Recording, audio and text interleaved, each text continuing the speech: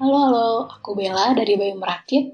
Senang sekali diberi kesempatan untuk mengulas buku yang aku dapetin dari event Tukar Tambah Virtual 3 yang digagas oleh Potluck Podcast. Kali ini, buku yang akan aku bahas berjudul Gadis Minimarket. Yuk, kita mulai aja. Jadi, Gadis Minimarket ini buku yang diterjemahkan oleh Ninu Sulistiawati dari penulis asal Jepang, yaitu Sayaka Murata, dan diterbitkan oleh Gramedia Pustaka Utama. Bukunya nggak tebal, cuma 159 halaman, seharian dibaca juga selesai. Biasanya nih, sebelum mulai baca, kita tuh sering kepo kan sama tulisan yang ada di cover belakang buku. Nah, aku bacain ya. Dunia menuntut Keiko untuk menjadi normal. Kalau ia tidak tahu, normal itu seperti apa. Namun, di minimarket, Keiko dilahirkan dengan identitas baru sebagai pegawai minimarket. Kini, Keiko terancam dipisahkan dari dunia minimarket yang dicintainya selama ini. Sebenarnya, ada apa sih sama si Keiko dan dunianya? Jadi, tokoh utama kita di buku ini, yaitu Keiko, wanita berusia 36 tahun yang bekerja di minimarket. Bukan sebagai pegawai tetap, tapi bekerja paruh waktu. Dan belum menikah. Minimarket seakan menjadi dunia paling nyaman bagi Keiko. Keiko ini semangat kerjanya luar biasa sih. Ada satu kutipan nih. Kadang aku merasa lelah kalau ingat besok harus bekerja. Tapi ini satu-satunya kontakku dengan dunia luar selain dunia minimarket.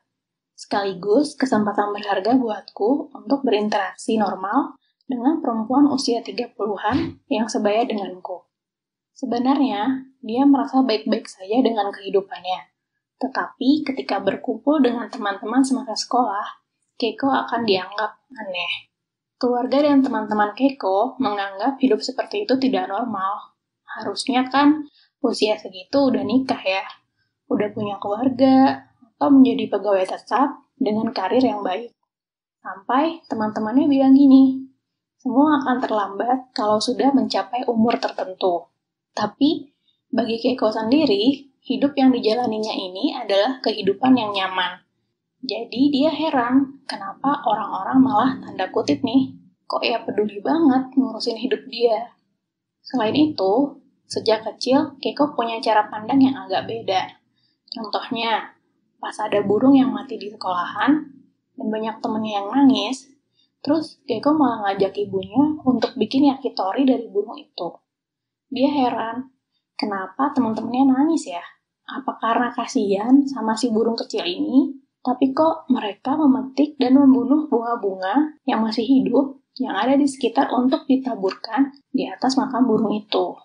Nah, keluarga Keiko ini berusaha sekali untuk menyembuhkan Keiko. Padahal dia sendiri merasa dirinya nggak sakit. Apakah karena berbeda, maka bisa dicap abnormal?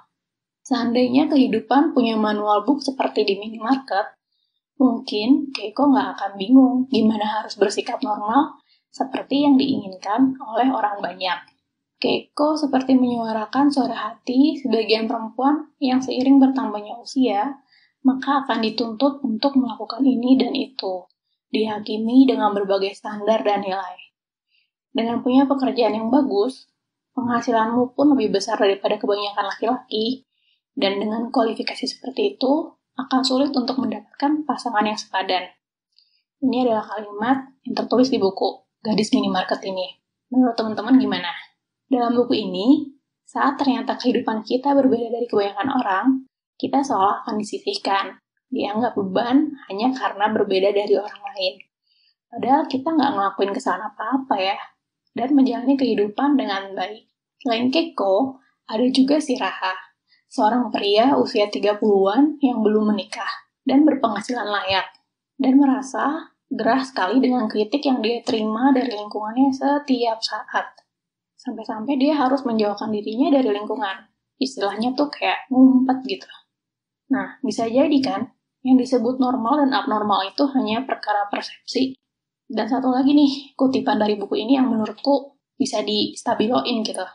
Kalimatnya gini, dunia normal adalah dunia tegas dan diam-diam selalu mengeliminasi objek yang dianggap asing. Mereka yang tak layak akan dibuang. Menurutku, buku ini di awal agak slow ya. Tapi percaya deh, makin dibaca, makin seru. Dan kelihatan permasalahan yang sebenarnya tuh pengen banget dibahas sama penulis. Dan itu tuh permasalahan yang sangat relate dengan kehidupan kita sehari-hari. Oke, cukup sekian yang bisa aku sampaikan. Aku Bella dari Bayi Merakit. Feel free kalau mau DM, mau ngobrolin buku di IG aku, @by.merakit. Thank you for listening to this review. See you next time.